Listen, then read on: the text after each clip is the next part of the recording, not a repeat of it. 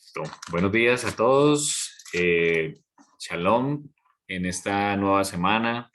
Bendiciones a los que están aquí conectados, a los que lo harán después, los que ven el tema después. Bienvenidos a este estudio de la Torá. Estamos haciendo un recorrido por el libro de Juan. Estamos precisamente en el capítulo 8, nuestro avance respectivo.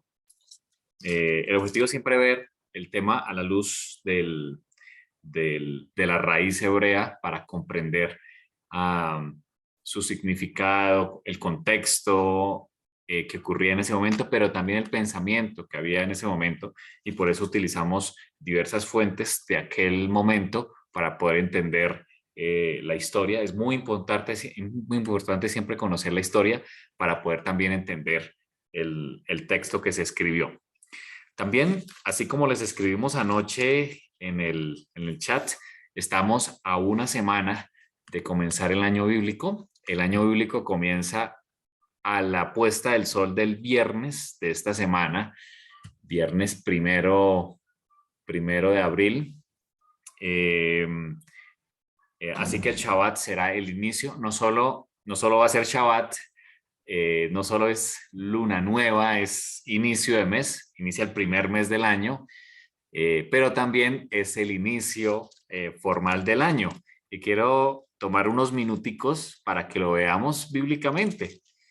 Allí en sus Biblias, si pueden ver Éxodo capítulo 12, vamos al libro de Éxodo capítulo 12, encontramos en el versículo 2 de Éxodo 12, donde dice el Señor cuando llama a Moisés y Aarón y les da las instrucciones justo antes de la última plaga en Egipto, les dice, este mes será el principio de los meses. Para vosotros será este el primero de los meses del año.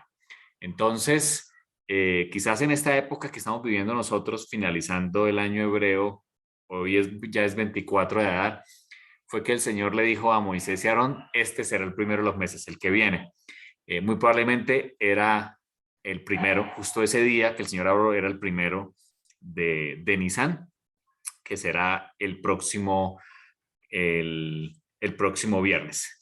También vemos en la escritura, finalizando el libro de Éxodo, vamos al libro de Éxodo, el capítulo 40, versículo 17, dice que, Éxodo 40, 17 dice que en el primero del primer mes, en el segundo año, el tabernáculo, es decir, el santuario, fue erigido, comenzó o fue dedicado, que es la palabra correcta, la misma palabra que significa, que es Hanukkah, fue dedicado el templo.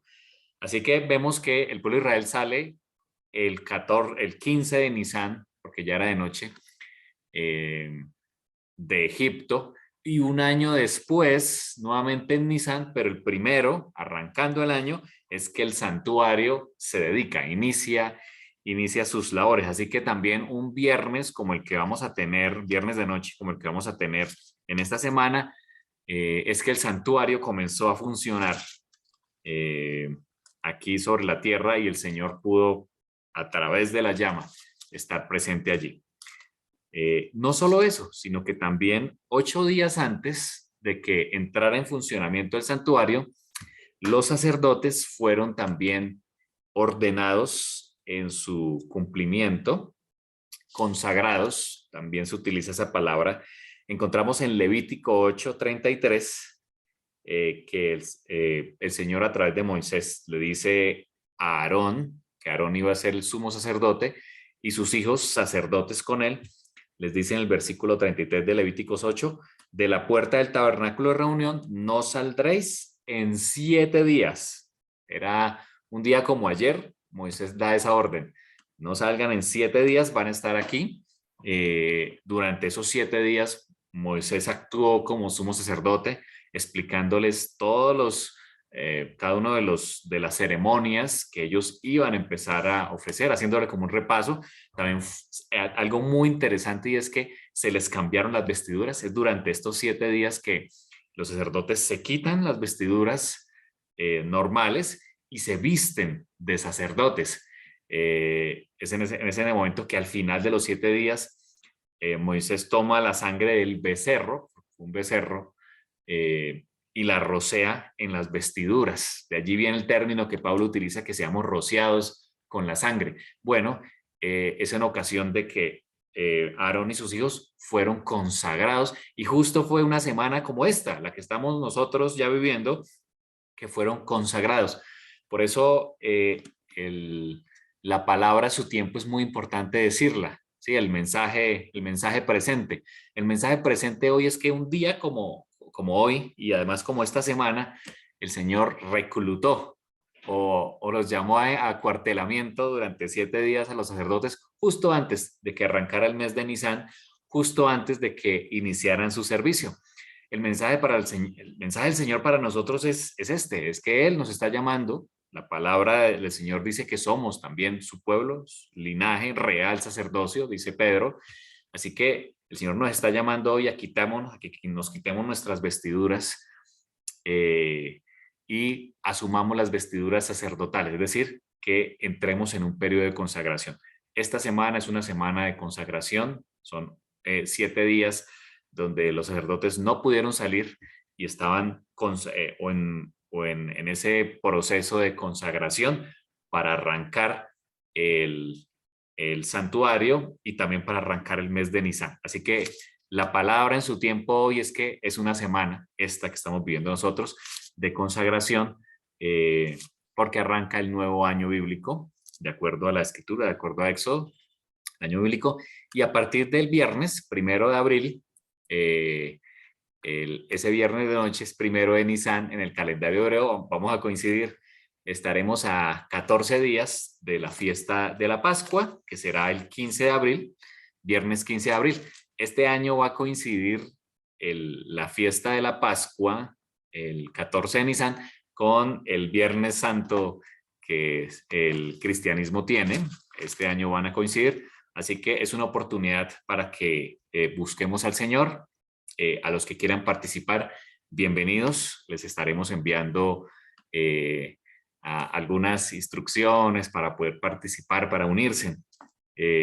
Lo más importante es que nuestro corazón sea circuncidado, que quitemos la levadura de nuestra vida, así como lo hacemos de nuestras casas. Ese día ya no hay levadura en las casas, no hay nada con levadura, pero lo más importante es que nuestro corazón sea circuncidado y que podamos, de acuerdo a este mandamiento, comerlo y disfrutar de la presencia del Señor.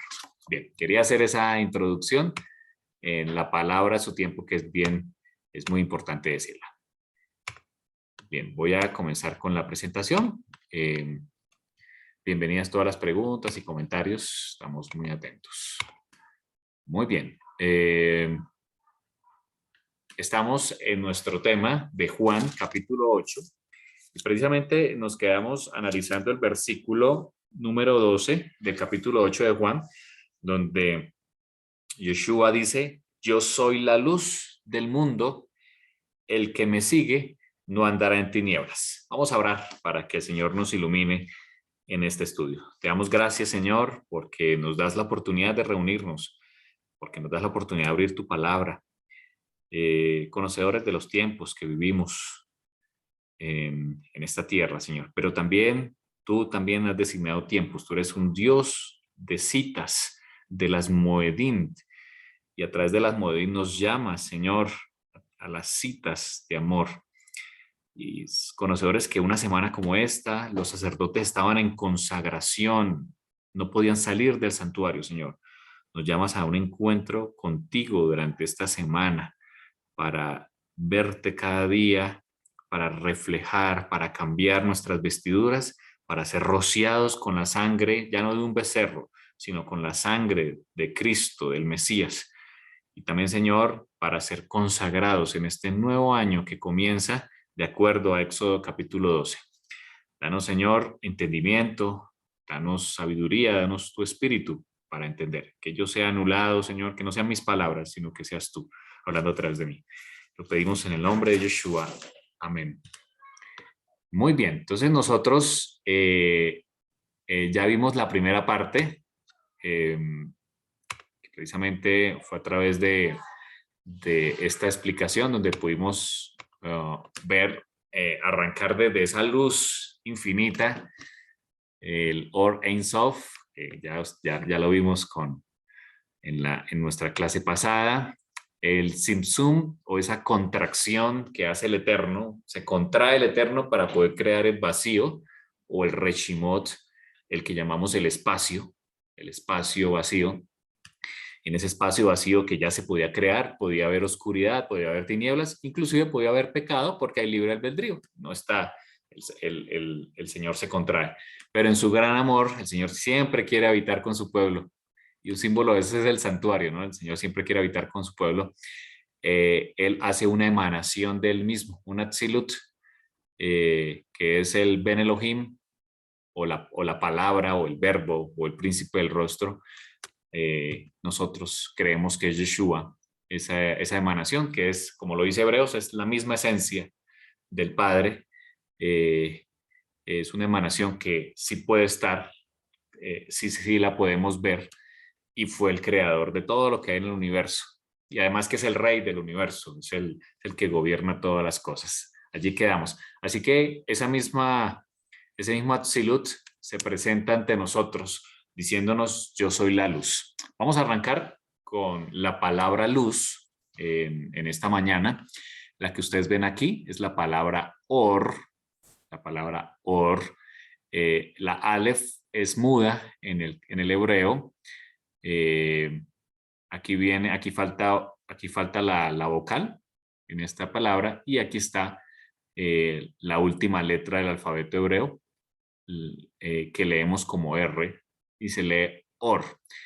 Se lee de derecha a izquierda y se pronuncia or. Está conformada por 3 consonantes: la Aleph, la Bab y la Resh. Ahora, si nos vamos al hebreo antiguo, este hebreo que están viendo aquí es el hebreo moderno, el que se lee actualmente. El hebreo antiguo es un poco diferente. Fíjense que la Aleph era como un toro. Este es el hebreo pictográfico que escribió Moshe. La Aleph era como un toro con autoridad. La Bab era como un clavo, que significa sujetar. Y la Resh era como una cabeza. O sea, en ese hebreo pictográfico eran figuras. O sea, finalmente, así es que se arrancó a escribir, a través de figuras.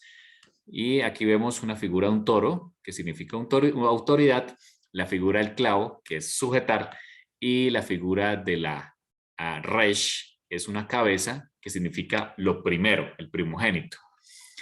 En los pictogramas antiguos leemos que luz significa el primogénito o el hombre sujeto a la autoridad. Muy interesante, ¿no? Como se lee en los pictogramas antiguos. El primogénito, ya vimos quién es el primogénito de la creación.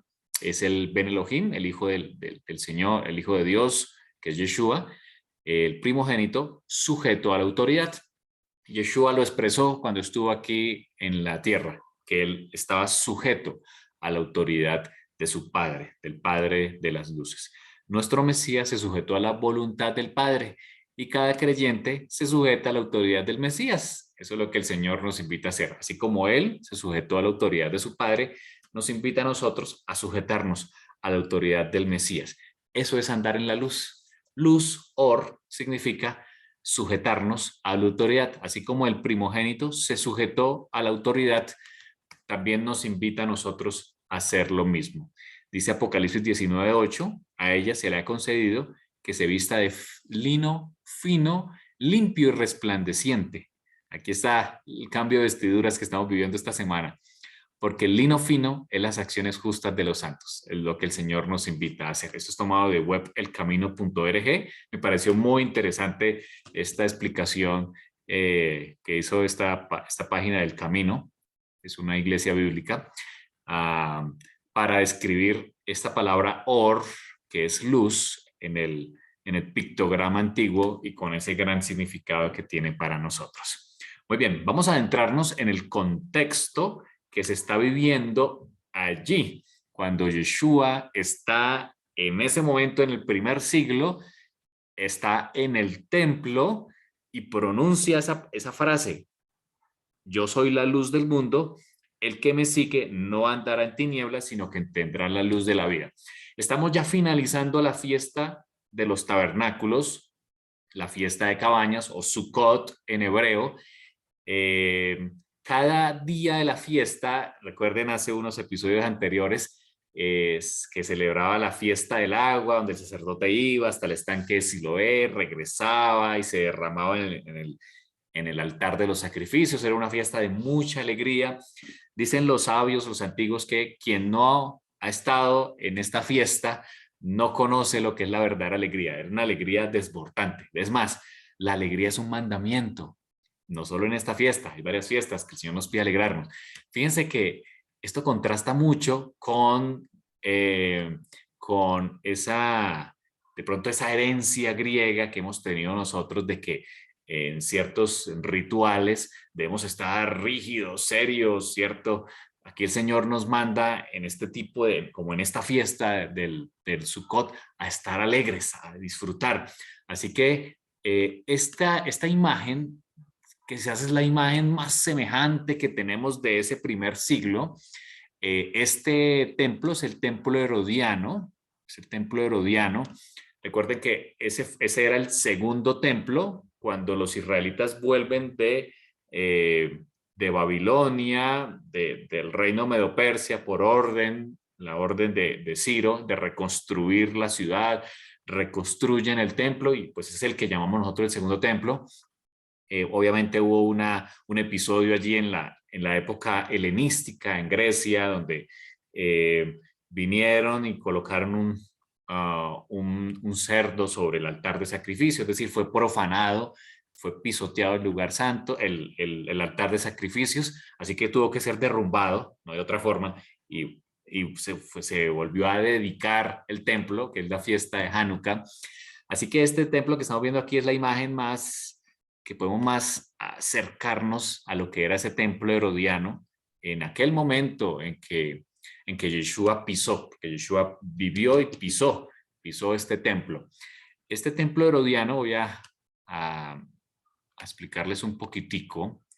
El templo de Herodes, hay diferentes recursos en internet. Este gráfico es por Carvel Multimedia. Muy interesante. ¿Qué tenemos aquí en este templo herodiano? Este templo herodiano tiene las mismas medidas que si usted ha ido a Jerusalén, en la explanada del templo, donde está, en este momento hay una mezquita, en todo el centro hay una mezquita islámica, pues lo que vemos actualmente es solamente la explanada, ¿sí? La mezquita. Este templo hoy no existe. Tenemos en el sector, en el lado occidental, o sea, por aquí en este sector, por aquí hay una muralla y todavía está en pie, que es el muro de los lamentos o el cótel, todavía está en pie, está más o menos en este sector, que es donde el pueblo judío hace sus oraciones o sus plegarias en este momento. Entonces, ¿qué se tenía aquí? Entramos desde el oriente.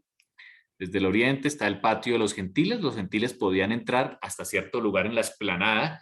No podían cruzar a menos que el gentil se hiciera parte del pueblo de Israel.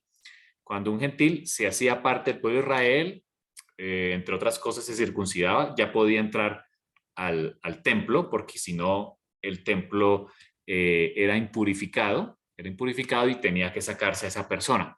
Así que los gentiles solo podían estar hasta cierto punto del templo, no podían ingresar más allá.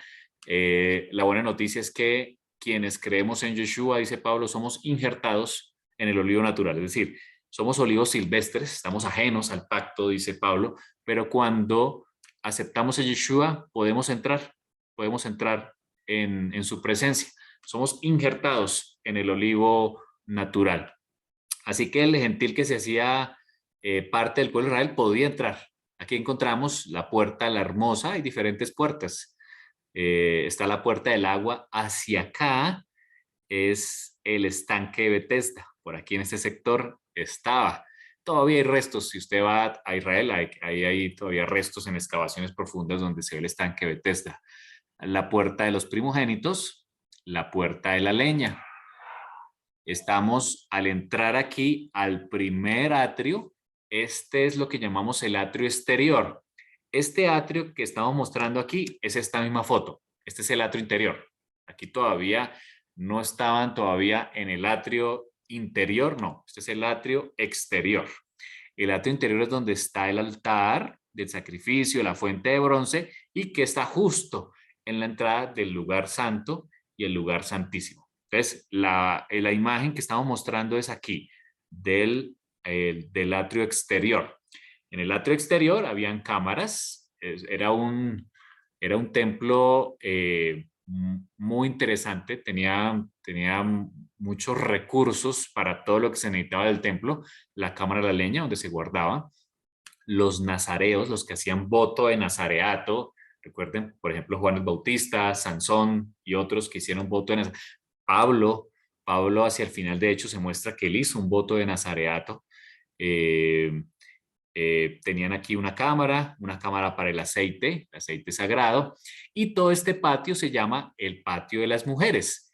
Eso tiene una connotación bíblica, porque si usted mira en la elaboración del santuario, allí en Éxodo, dice que la fuente de bronce se hizo con los espejos de las mujeres que velaban en la entrada del santuario. Es decir, las mujeres allí velaban y oraban. Ese era el lugar donde ellas oraban y hacían sus plegarias. Por eso a este patio se le conoce como el patio de las mujeres. Ahora, en ese patio de las mujeres estaba todo el pueblo de Israel. Allí era donde se congregaba todo el pueblo de Israel, porque aquí pasando esta puerta solo podían estar los varones, los líderes religiosos, fariseos, por supuesto ya en esta parte del altar, solamente podían estar los sacerdotes ya en esta parte. Ya aquí ya no podía entrar ningún civil, ni siquiera el rey. El rey se sentaba en una de estas esquinas, se sentaba el rey, había un puesto para el rey.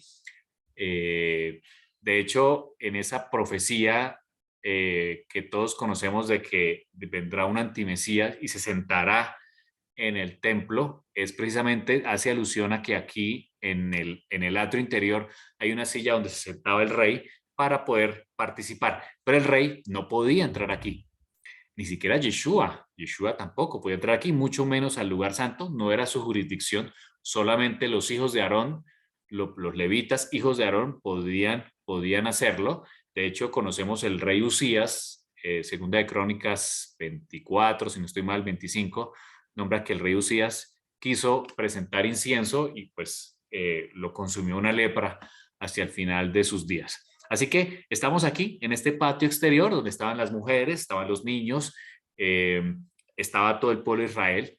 En estas gradas tienen un significado muy especial. Aquí se hacía el coro de levitas. Ahí era donde el coro de levitas cantaba los salmos, desde el Salmo 120 hasta el Salmo 134, que son los salmos graduales, y se llaman graduales es porque se cantaban en estas gradas. Entonces, a medida que iban cantando un salmo, los 15 salmos iban subiendo.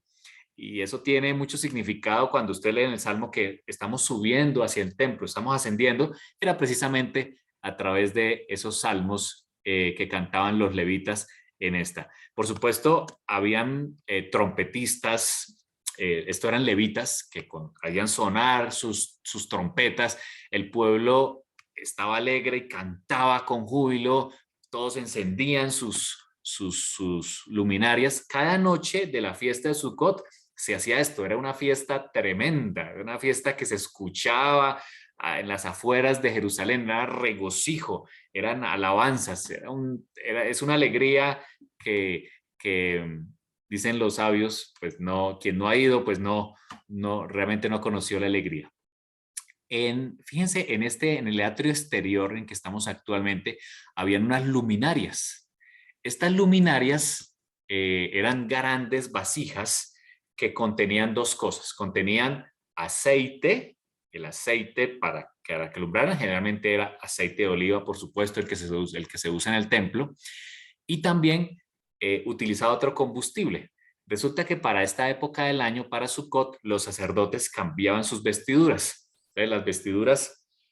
Entonces, esas vestiduras antiguas la utilizaban las partían, las cortaban y las utilizaban como combustible aquí. O sea, ellos no, sus vestiduras pues habían sido bendecidas, habían sido consagradas, no iban a estar en cualquier lado. Entonces, el mejor uso que se le podía dar a las vestiduras de los sacerdotes era ser usadas como combustible para las lámparas del templo exterior.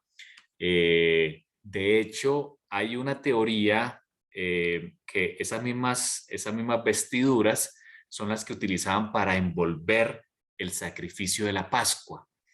Esos corderitos que se estaban preparando desde este momento, desde Sukkot, desde el otoño, se empezaban a preparar esos corderos para la Pascua. Eh, Muchos de esos corderitos que nacían los envolvían en telas o lo que Lucas describe como pañales. Hallarás el niño envuelto en pañales. Entonces, precisamente quienes cuidaban los rebaños eran levitas también. Así que muy probablemente cuando el ángel le dan anuncio del nacimiento de Yeshua, eran levitas que cuidaban los rebaños de las ovejas que iban a ser sacrificadas en Pascua o en otra fiesta.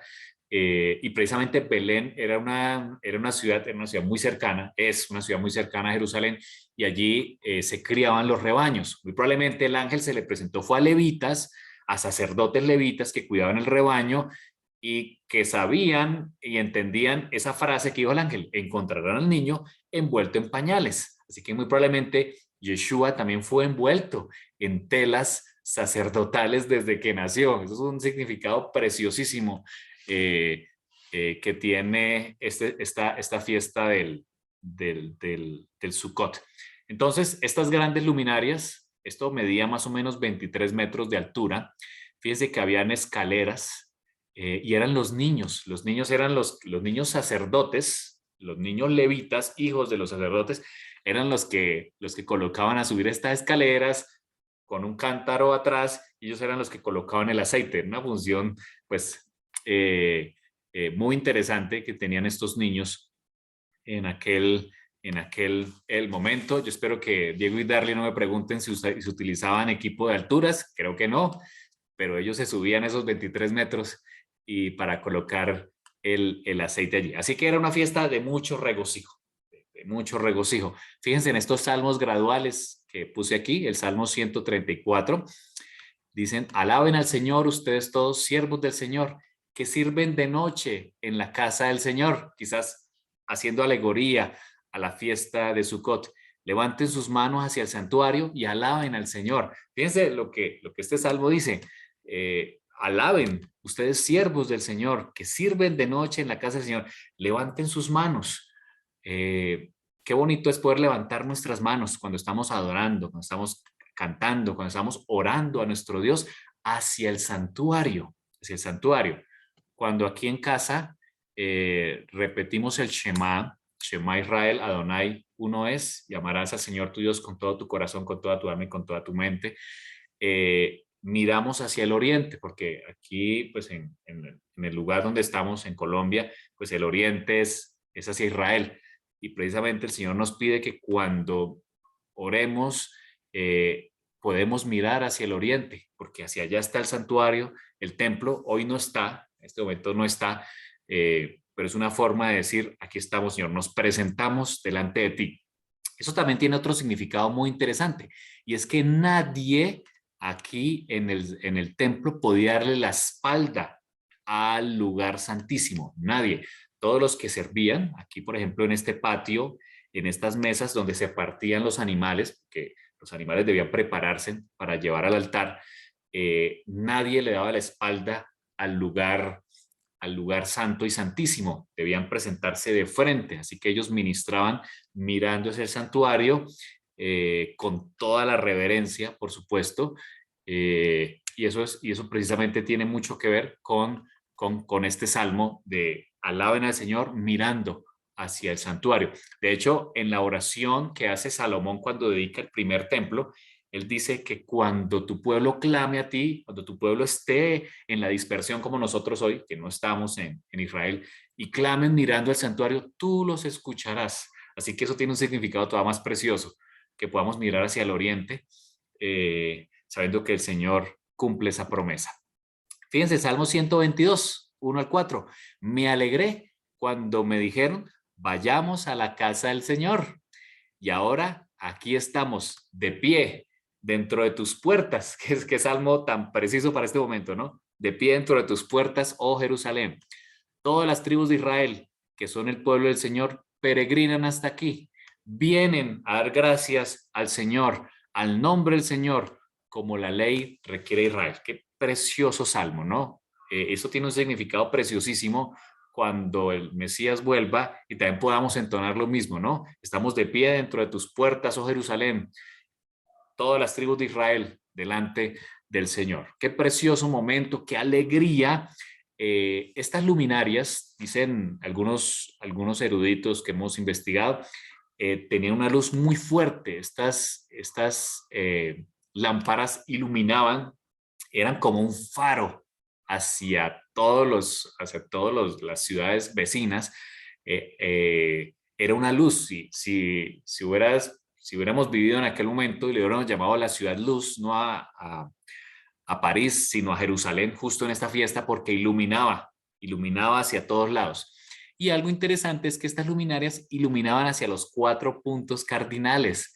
Es decir, aquí estaba diciendo el Señor a su pueblo, ustedes son la luz del mundo. O sea, ustedes deben ser también luz del mundo, tienen que alumbrar este conocimiento que les he dado, tienen que alumbrarlo hacia los demás. De hecho, en la fiesta de Sukkot es la fiesta de todas las naciones. Se sacrifican 70 corderos. 70 es el número de las naciones que hay en la tierra, de acuerdo a la escritura. Así que era una ocasión para que todas las naciones vinieran a adorar al Señor. Muy bien. También había una orquesta de levitas, como ustedes ven aquí. Aquí vemos estamos todavía en el atrio exterior, los levitas tocando arpas, trompetas. Seguramente aquí habían cantores, todos en las gradas cantando, alabando al Señor. Una orquesta de levitas se colocaba en los 15 escalones que conducían al atrio, correspondientes a los 15 salmos de grados o pasos. El salmo 120 a 134 son los salmos graduales o los salmos de ascenso. Ellos tocaban música y cantaban canciones con arpas, liras, platillos, o sea, había percusión también, trompetas y otros instrumentos musicales. Era un festín, era una alegría. Así que nosotros en nuestras congregaciones no debemos oponernos a que se usen instrumentos de vientos, de cuerdas, inclusive la percusión, porque es lo que se hacía allí en el santuario, era la forma de adorar al Señor. Y había danzas, fíjense, esto es sacado del Talmud, esto es historia. Estos bailes, así como la música, continuaban hasta el amanecer. Era una fiesta tremenda, o sea, era una alegría desbordante. Cuando tú en tu comunidad, en tu familia, en tu congregación, te reúnes para celebrar fiestas como estas, la alegría, las danzas, tu hijo no va a querer irse a ninguna otra fiesta mundana, porque aquí encuentra toda la alegría, encuentra toda la, el regocijo y el uso de los sentidos que el Señor nos dio, ¿sí? Los sentimientos el Señor nos los dio para alegrarnos es con Él, no por supuesto, no en bailes mundanos, sino aquí en, en, en la fiesta con el Señor. Dice el Salmo 132:9, que tus sacerdotes se vistan de santidad, que tus leales servidores canten de alegría. Es lo que el Señor le da. Así que era una tremenda fiesta, lo que estamos viendo aquí, una tremenda fiesta para el Señor, la que se celebraba en Jerusalén y que el Señor también nos invita hoy en la fiesta de Sukkot, que es en otoño. El Señor nos invita a estar alegres, a alegrarnos, a disfrutar, a danzar con el Señor. De hecho, aquí en nuestra casa, al arrancar cada Shabbat, colocamos música para que podamos danzar con nuestros hijos. Es una ocasión de alegría cada vez que el Señor nos convoca a una de sus fiestas. Estas luminarias que ustedes ven aquí, eran también un recordatorio de algo, de esa gran nube de fuego que iluminó el camino de Israel. Un 14 de Nisan, bueno, ya era de noche, un 15 de Nisan, de noche, con luna llena, como la que tendremos el 15 de abril, el pueblo sale de Egipto, iluminados por una columna de fuego, de acuerdo a lo que relata Éxodo a partir del capítulo 13 y 14.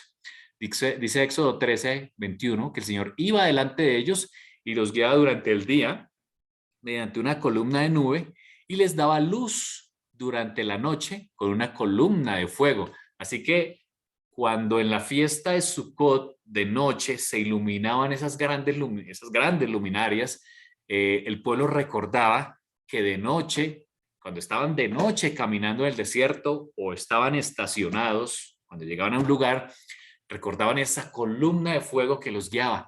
Así que esas luminarias eran un recordatorio de que el Señor mismo estaba con ellos, que los guiaba y que sigue guiándonos hoy.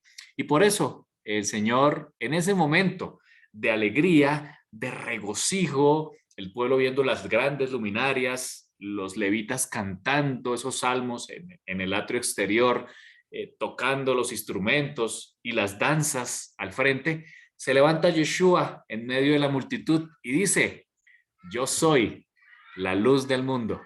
Qué precioso mensaje del Señor.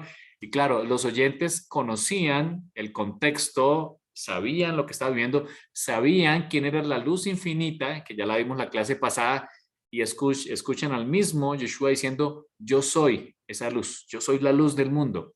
Si ustedes me siguen, no tendrán que andar en la oscuridad, porque tendrán la luz que lleva a la vida. Ustedes también son llamados a ser la luz. El Salmo 119, que es el salmo más largo de la Biblia, es un salmo a la Torá. Si usted ha leído el Salmo 119, donde el salmista dice: me gozo en tu Torá, me gozo en tu ley, en aprenderla. Es mi delicia de día y de noche. Y el más famoso es el versículo 105, que dice que tu palabra, tu Torá, es una lámpara, así como esa lámpara que se veía en Sukkot, es una lámpara que guía mis pies, así como que la columna permitía ver el camino para no tropezar, pues también la palabra del Señor, si la estudiamos, es la que nos permite ver el camino para que no vayamos a tropezar. Qué precioso mensaje, más adecuado, muy adecuado en esta fiesta, en esta fiesta de Sukkot de otoño. También el Salmo 27 dice que el Señor es mi luz y mi salvación. El Señor es la luz. El pueblo sabía que el Todopoderoso es la luz. Y por eso cuando Yeshua dice: yo soy la luz del mundo, muchos creyeron en él, otros se escandalizaron, otros trataron de entender, pero también había otros que querían prenderle porque sabían que no creían en él como el Ben Elohim, como el Hijo de Dios. El Señor es mi luz y mi salvación. Entonces, ¿por qué habría de temer?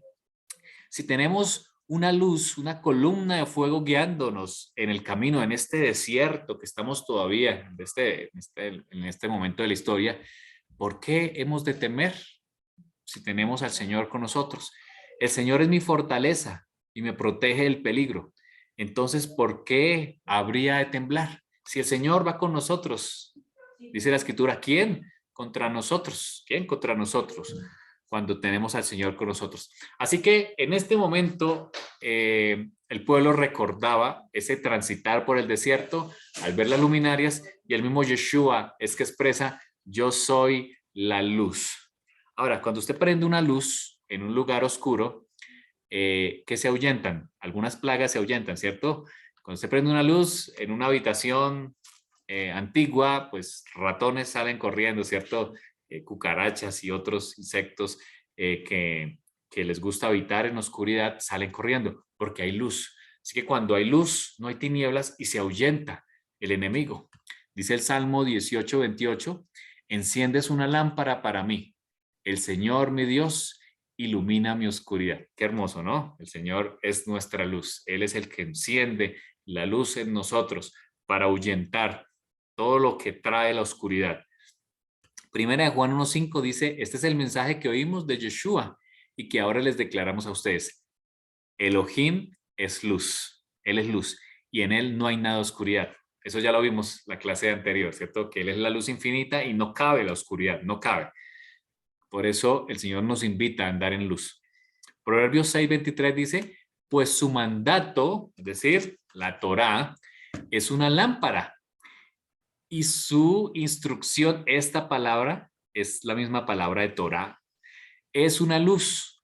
Su disciplina correctiva es el camino que lleva a la vida. Así que aquí el rey Salomón está diciendo que el mandato, el mandamiento del Señor es una lámpara, su instrucción o su Torah es una luz para nosotros. Así que el Señor nos invita a que vayamos a la luz, porque es la que nos ilumina en nuestro transitar por el desierto.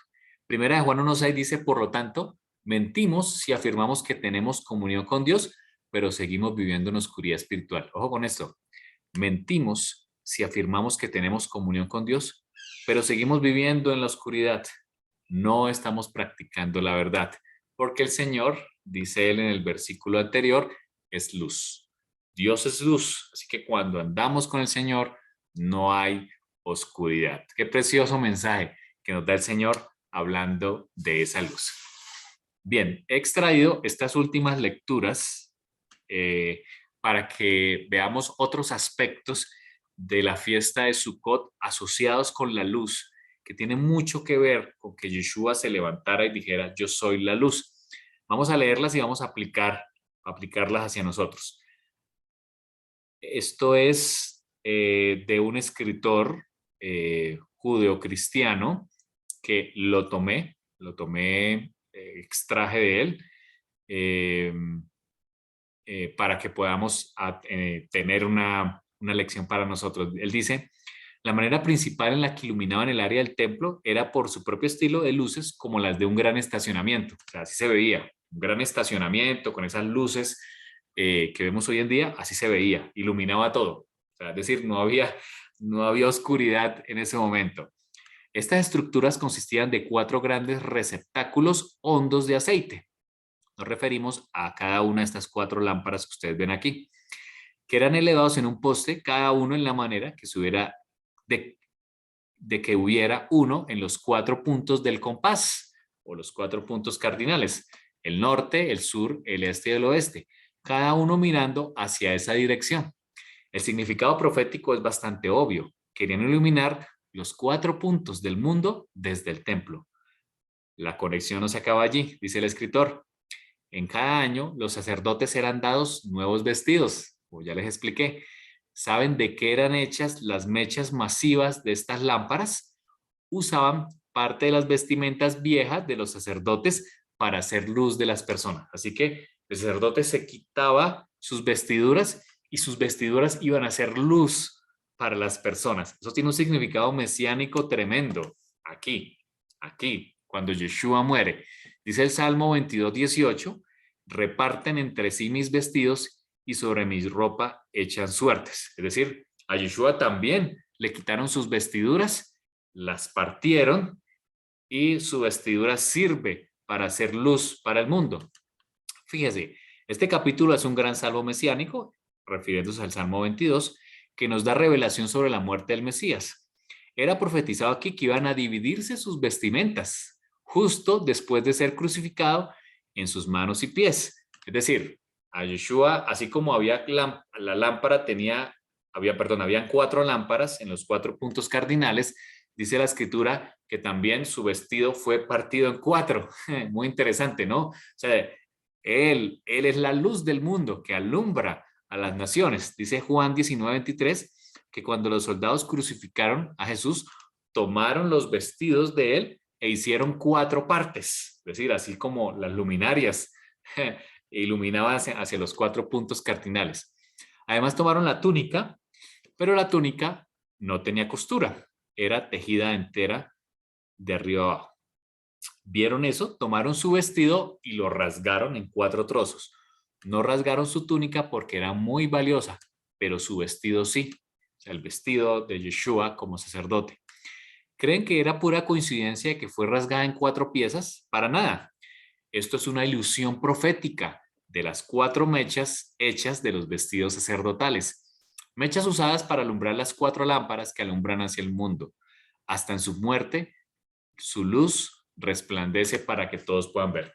Es muy interesante lo que este escritor, ya les doy el dato del escritor, aquí nos lleva a la reflexión cuando dice que así como habían lámparas que alumbraban hacia los 4 puntos cardinales y eran el combustible, era también las vestiduras sacerdotales. Bueno, Yeshua cuando fue a morir en la cruz, sus vestidos también fueron partidos en 4 y símbolo de que él es la luz que alumbra hacia los 4 puntos cardinales, es decir, hacia todo el mundo. El otro elemento que se utiliza para esas lámparas en Sukkot es el aceite de oliva. Aquí vemos un árbol de oliva. El árbol de oliva es un árbol que nace, que se da mucho en la zona de Israel. Hoy en día también tú lo puedes ver si vas allá. Las olivas, de allí se extrae, cuando tú prensas la oliva, se extrae ese aceite puro que tú y yo consumimos muy seguramente en nuestras casas. Ahora, las ramas más altas de los árboles representan los mejores frutos, o sea, los frutos que están en las ramas más altas son los mejores. Por eso cuando se va a hacer la cosecha de este árbol de olivas, se golpean las ramas altas. Las ramas más altas son las que se golpean para que dejen caer este fruto con el que se va a prensar el aceite. Eso pasa en este árbol. Ahora, fíjense el versículo. Tú mandarás a los hijos de Israel que traigan aceite puro de olivas, molido para la luminaria, para hacer arder continuamente las lámparas. Fíjense en este comentario. Desafortunadamente, la versión Reina Valera en este versículo no capta completamente la idea original. Interpretan la palabra hebrea kautet como molido, cuando la Reina Valera lo tiene como machacado. El traductor aparentemente sabía que los olivos eran machacados, por supuesto, como las uvas, que los olivos no eran machacados como las uvas, sino que eran molidas. La diferencia, ¿no? Las uvas con los pies se machacaban para extraer el jugo. El olivo era molido. Él asumió que el autor quiso decir molido en vez de machacado, pero no le hace justicia al texto porque el autor usó la palabra machacado por una razón. Él no habla del acto en sí de moler los olivos, que ya lo vamos a ver, pero al proceso de machacar los árboles de olivo con varas, es decir, azotado. Fíjense que así como Yeshua fue azotado con varas, el olivo tenía que ser también azotado. ¿Por qué? Porque tenían que llegar hasta las ramas más altas para que dejaran caer su fruto. Dice aquí el autor de este comentario, para ocasionar que los olivos grandes y maduros caigan al piso, o sea, para que caigan al piso donde se recogen juntos para ser molidos. Es decir, lo primero que se hace con árbol de oliva es golpearlo. Tenían que azotarlo con varas en la parte más alta, ¿cierto? Donde estaban los mejores frutos, siempre están en la parte más alta, para que los frutos caigan. Eso tiene un significado muy interesante en la vida del Mesías, que fue azotado, ¿cierto? Para poder extraer el fruto con el que se hace la luz para todas las naciones, símbolo de que Él es la luz, pero también para nosotros, que cuando somos azotados por alguna prueba, es a través de la prueba que el Señor saca lo mejor que hay en nosotros. Y ya lo vamos a ver en la siguiente parte, donde ya se prensa la oliva. Muy a menudo el pueblo del Eterno se pone demasiado cómodo y se engorda en las ramas más altas. Así que necesitan ser agitados, dice el autor, para entonces sacar la luz de su interior. A veces el Señor necesita agitarnos el árbol, golpearnos con varas, permitir que vengan las pruebas para que salga lo mejor de nosotros. Desafortunadamente para nosotros este sacudir viene en forma de reprensiones, también de parte de las varas del enemigo. De la misma manera en que el olivo se asusta a muerte por la vara que se acerca peligrosamente a su cuerpo frágil, el Padre usa al enemigo para sacudirnos al piso. Es en este momento donde normalmente lloramos, nos quejamos, culpamos a Dios porque pensamos que todo está mal, pero es allí donde el Padre está haciendo la mejor obra con nosotros. Igual al olivo que pasa por la vara, forzándolo a separarse del ramo en donde está tan cómodamente apegado y cae dolorosamente al suelo. Así sacudimos nuestro puño al Eterno por la distancia que hemos caído y no tenemos ni una simple idea de lo que Él está por hacer. Aquí hay una lección muy interesante para nosotros. Así como el olivo cae, es azotado primero y cae del suelo y se golpea con el piso. Cuando estamos en las circunstancias más difíciles de nosotros, a veces solo salen quejas, reprensiones, muy humanamente, ¿cierto? Empezando por mí, que soy un hombre difícil. Nos quejamos por las situaciones que vienen, renegamos porque algo no sale como pensamos, pero es ahí justo en esos momentos de grandes dificultades, cuando somos azotados, cuando caemos al suelo como lo hacen los olivos, es cuando el Señor está a punto de hacer una gran obra por nosotros. Ese olivo que cae al suelo, es recogido por el Señor. O sea, el mismo Señor es quien recoge el olivo y puesto en un canasto oscuro con otros olivos caídos y llevado a un lugar muy difícil donde será molido, partidos y oprimidos para revelar el secreto de su interior. Aquí vemos un ejemplo de una prensa de aquel momento del primer siglo. Fíjense que la prensa es un lugar donde las olivas se colocan en su interior. Hay una gran rueda pesada, esto era hecho de piedra, y es jalada por dos personas. Fíjense el peso que tenía esa piedra, que van andando, ¿cierto?, en círculos para moler. Por eso Isaías, quizá Isaías cuando escribió Isaías 53, que es un salmo mesiánico muy conocido cuando dice que él fue molido por nuestros pecados, Isaías estaba pensando en los olivos. Cuando estudiemos la Biblia hay que pensarlo en la forma en que se escribió. Casi todos los escritores sabían de árboles y es muy importante aprender de árboles cuando vayamos a la escritura.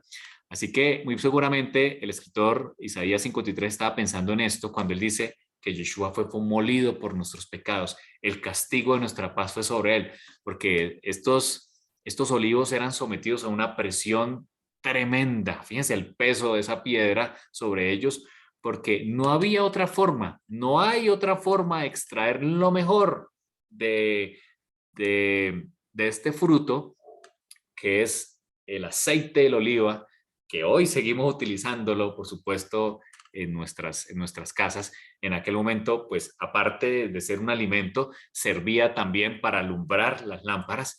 No había otra forma, no hay otra forma sino prensarlo. Y muchas veces cuando vienen las pruebas nos preguntamos el por qué, ¿cierto? ¿Por qué a mí? Es muy humano, por supuesto, pero el Señor está sacando lo mejor de nosotros. Fíjense la similitud de una prensa con el lugar donde el Señor fue azotado. Esto es sacado de la película de Mel Gibson, de La Pasión de Cristo, esta imagen, eh, que fue quizás la película que más se asemeja a lo que sufrió nuestro Señor Yeshua. Allí él estaba en una prensa, fíjense, hasta se parecen. Él estaba aferrado, no podía soltarse, y allí en esa prensa, dice Isaías 53, fue molido por nuestros pecados. Así como se azota al árbol, bueno, el Señor Yeshua fue azotado, aferrado, y lo hacía por ti y por mí. El castigo de nuestra paz, para que nosotros tuviéramos paz, fue sobre él. Él se hizo maldición para que tú y yo tengamos bendición. Él se hizo el cordero de Pesa, el cordero de Pascua allí, en ese 14 de Nisan, donde ocurrió eso, para que tú y yo tengamos vida. Él fue el cordero de Pascua, como Jairito nos lo recordó en el video que nos envió ayer, para que tú y yo tengamos vida. Él virtió toda su sangre, así como en el sacrificio del altar, toda la sangre era extraída y se vertía justo al lado del altar. Él virtió toda su sangre. Así como el sacerdote en la fiesta de Sukkot derramaba agua y vino, cuando Yeshua muere en la cruz, también salió de él agua y sangre. Así que aquí está el cumplimiento de ese símbolo de prensar el olivo. Yeshua lo hizo por ti y por mí.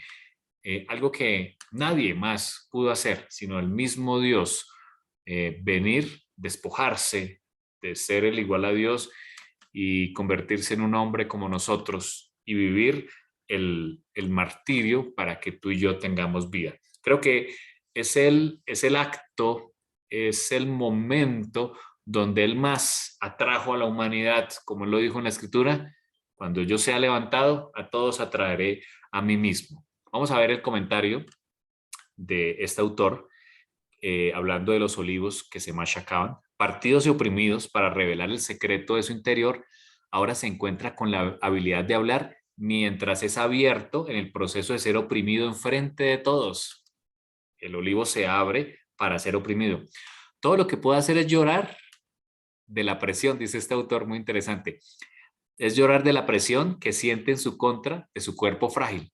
Pero sus lágrimas, eso que empieza a desprender el olivo, es el aceite. Sus lágrimas son lágrimas de aceite puro que bajan gota a gota de un envase a un envase especial.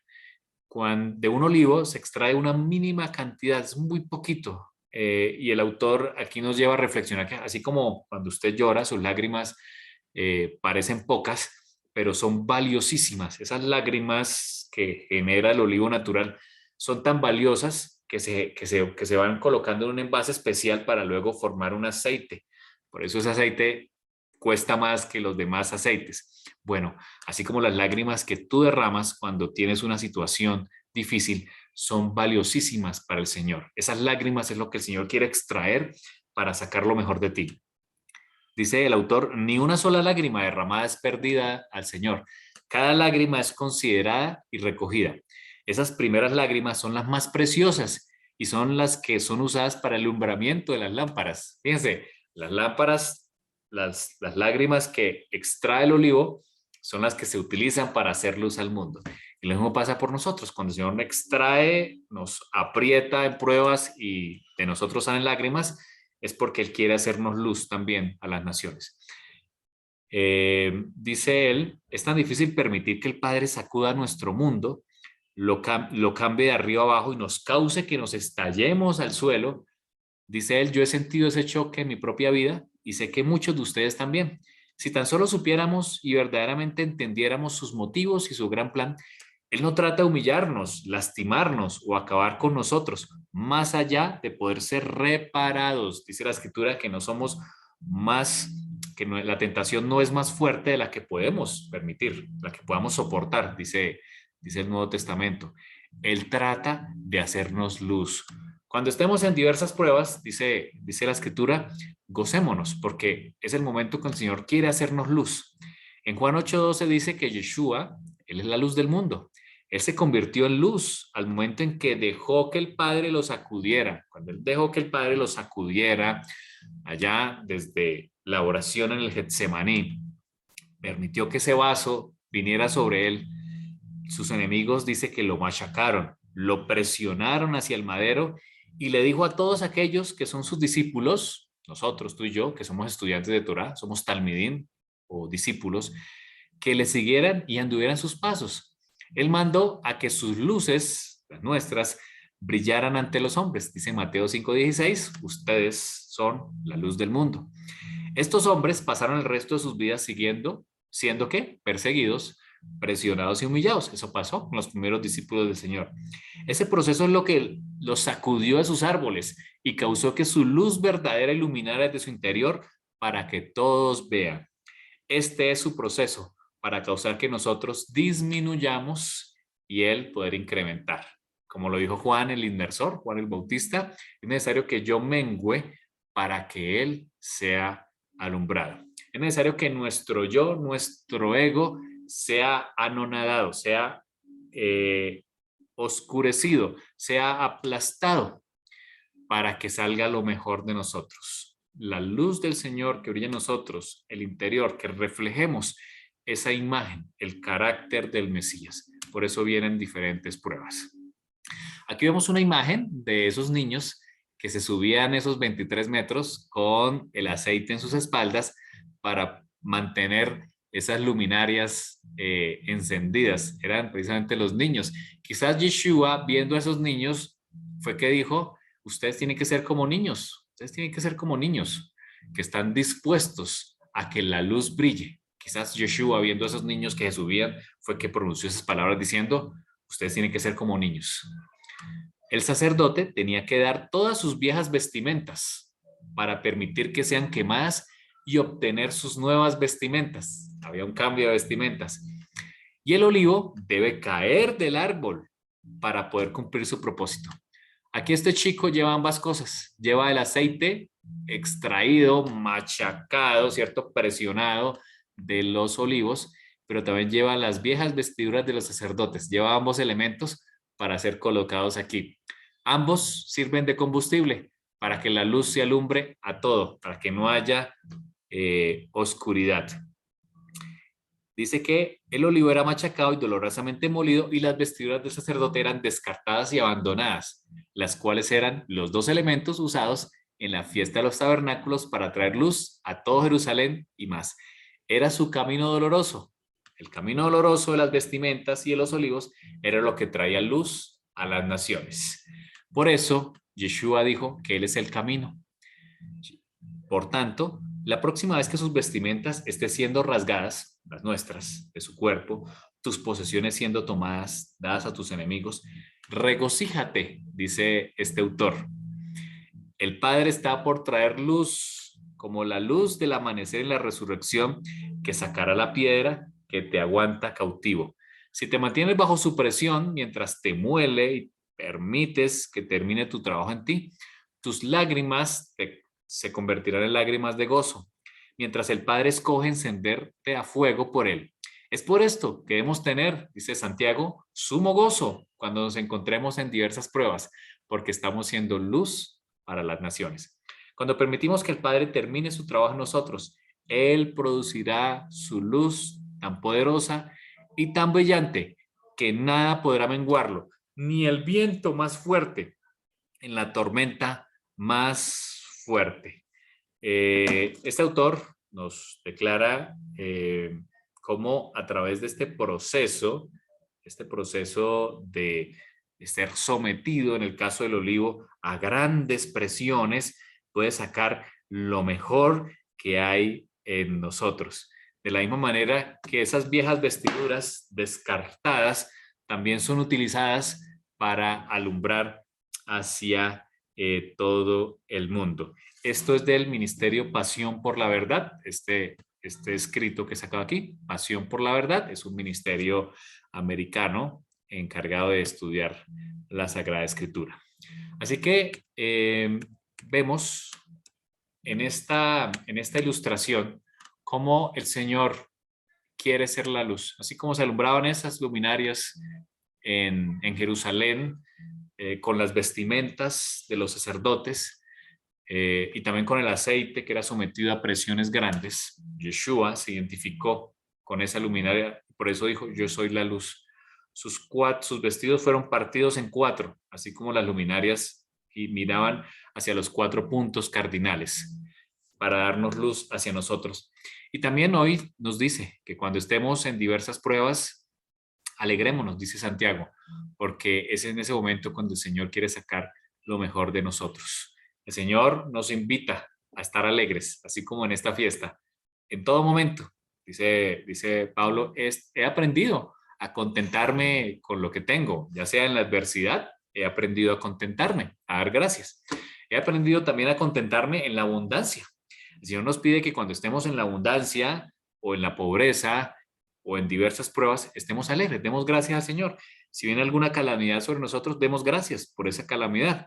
Si se nos atraviesa alguien en la calle con su auto, antes de presionar nuestro ego y que salgan esas palabras que a veces se salen, incluyéndome a mí, el Señor nos pide que demos gracias a Dios en todas las pruebas, porque eso es lo que Él quiere. Él quiere sacar eso de nosotros, lo mejor de nosotros, estar gozosos, porque de esa manera es que Él quiere alumbrar hacia el mundo que nos rodea. Vamos a orar y terminamos con esta segunda parte de la luz infinita y la luz del mundo. El próximo episodio ya estaremos en el capítulo 9. Muy interesante. Yeshua sigue aquí en Jerusalén y hay un episodio en el estanque de Siloé. Te damos gracias, Señor, porque nos muestras tu luz. porque esa luz que en la fiesta de Sukkot se componía de las vestiduras viejas de los sacerdotes y también de el aceite de oliva extraído, molido, para que pudiera alumbrar. El Mesías Yeshua también le fueron quitadas sus vestiduras, se repartieron en 4 y también él fue molido, fue azotado por nosotros, Señor. Gracias, gracias, Señor, porque Yeshua es la luz que alumbra. A través de ese sacrificio, hoy tenemos acceso, hoy conocimos tu palabra a través de nuestros padres, a través de otros quienes vinieron a este país para enseñarnos. Gracias, Señor, porque pudimos entender la luz y también porque somos injertados en tu pueblo, Señor. Gracias, Señor, porque también nos permites pasar por diversas pruebas. Danos, Señor, tu luz para que podamos dar gracias en las diversas pruebas y adorarte, Señor, en cada situación en la que pasemos.